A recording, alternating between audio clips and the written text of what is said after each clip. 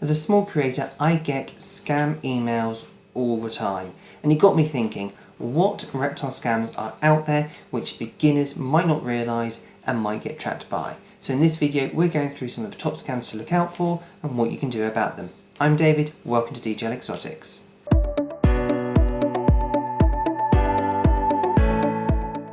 So the first one, and the one that's most common, is the urgent rehome issue. Now this is very, very common, and it starts very typically on forums, Facebook groups, anything like that. And it starts off with I need to urgently rehome this reptile. Now it could be anything, leopard gecko, bearded dragon's very common actually, snakes, anything like that. And what it is, there's often this sob story of my landlord won't let me keep the reptile anymore, I've got a sudden illness, I no longer can afford to keep it. There's often a reason which makes you feel sorry for the individual in particular, and certainly for the animal. And then it comes the interest. Once you start inquiring and talking about it, they start avoiding certain questions. They're very vague on details, but yet they want payment very, very quickly. And sometimes it can be very weird in some of the ways that they want to do the payment. So for instance, it could be Bitcoin, or it could be a gift card. It could be very cheap, so they're looking for a little bit of like £30 or $30, something that's very low value, not very much. The idea is that they're trying to get your interest for a low amount. Then what happens is that you put the money down and they disappear. They're completely gone, you can't get hold of them. They don't give an address so you can go and visit the animal. Now there is another option, is that they do this rehoming, but there is a problem with the animal. So a hidden MBD issue, missing toes, they've got a history of a dysfunction such as a liver dysfunction or something like that, which requires medical attention, and it often costs you more. Now these are fairly common, and it's something to really consider, that rehoming should only be done from a reptile rescue or an animal sanctuary rather than from individual people. The second one is talking about the unregulated breeding. Now in the UK, if you breed, you sell multiple times throughout the year, you have more than one position where you sell, so say Facebook and Morph Market and your own website or Instagram. If you have more than one platform, if you sell over £1,000 worth of stock every single year, you are supposed to be a licensed breeder. There are instances where you can do what's known as selling overstock from your own personal breeding projects. So say you've got a leopard gecko pair and you want to breed to get a second or third one, and you've got like 5 or 6 left over, then there are allowances for that. But there are lots of people who breed without general licensing, and that is a negative because it means that they're not being inspected for the welfare of their animals. Now any good breeder in the US, UK or anywhere else will be quite happy to answer any questions that you have, send photos, do videos, all that sort of thing. The next thing that you've also got is seeing their setup. So like at DJL Exotics, we have this facility here where you can come in and look at our facility and look at the animal in question. You don't even need to choose one, you can just book in, come here and choose from the available babies that we've got. And that's absolutely fine. We have set schedules for everyone. And breeders should really move to that in the UK because it does create a transparency, but online it doesn't always work like that. And just like the previous one where sometimes you can put a deposit down and then the breeder will disappear, or you put a deposit down, you get the animal and it's got health issues.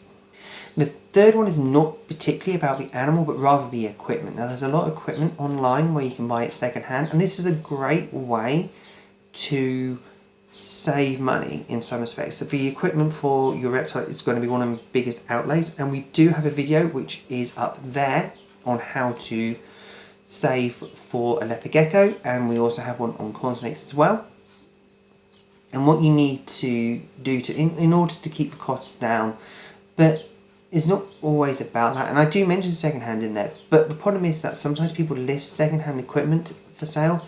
That doesn't work. It's faulty, it's broken, and this has been a scam for years. It's not just about reptile keeping. you know, it's household appliances can be the same, all sorts of things like that. It does happen rather frequently. People just get broken equipment and they just try to sell it. If you go to a car boot sale, you always have to be careful when buying electronics. The best way to do this is actually go and see the equipment working itself, or alternatively, don't pay anything until you can confirm that it's working. So the next one is when you're given no information about the animal. So for instance, they just say geckos, or they just say snake. They don't actually even give the species. They don't give the hatch date, they don't give the morphs, they don't give the gender. Sometimes certain things are going to be missing, so pet shops don't often have the hatch date or the parents. Certain breeders won't give the gender of the snake or of the gecko unless asked for it, because sometimes it's harder to gender certain snakes without probing them, and some, if you're selling just as a pet, there's not really much value in that, as most of the time a male or female, it doesn't make much difference. So don't probe them, because that can be dangerous to the animal if it's done by an untrained individual. So some people won't do that.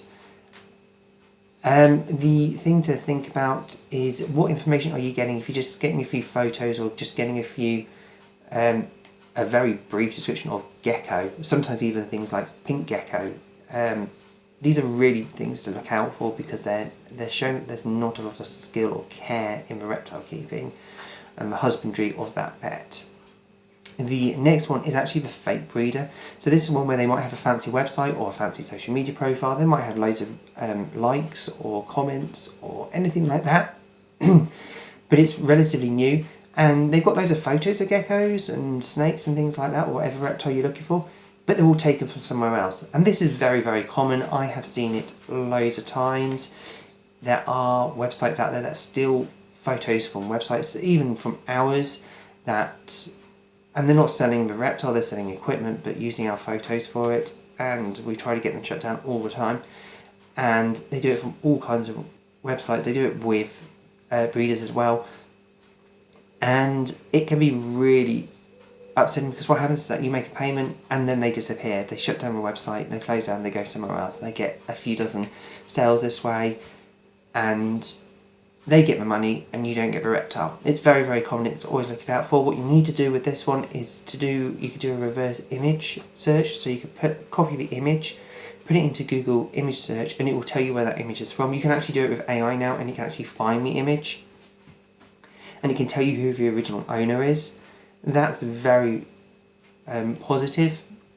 The other thing to do is to try to get the website to give you a new image of the same gecko and check, or all the same snake, and check for the markings. Make sure that they're exactly the same.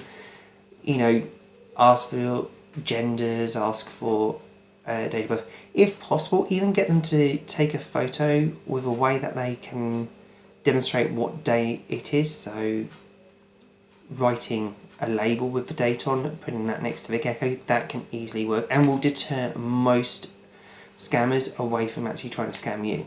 The next one is related to the previous one, and this is the bait and switch. So they advertise one gecko or one snake, you pay for it, it comes, and it's a completely different individual. This happens rather frequently. It can happen with very generic animals without anybody knowing about it, but what often happens is that the one you get has got a health problem with it. So it could have MBD, it could have missing toes, it could have a kink in the tail, things like that.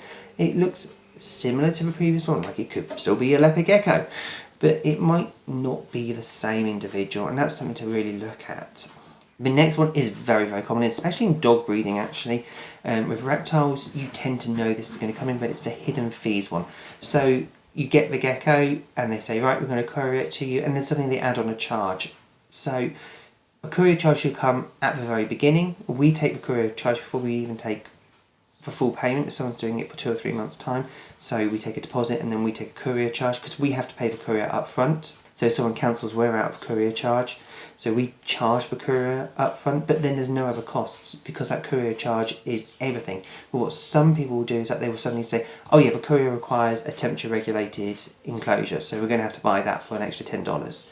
Oh, we need to have the health certification to pass this gecko or to pass this snake through the airport or for driver or for courier or whatever, in America that they do ship them via the planes, and suddenly costs start to rack up, and that can be a serious problem. So I would really, if you see that, just absolutely cancel.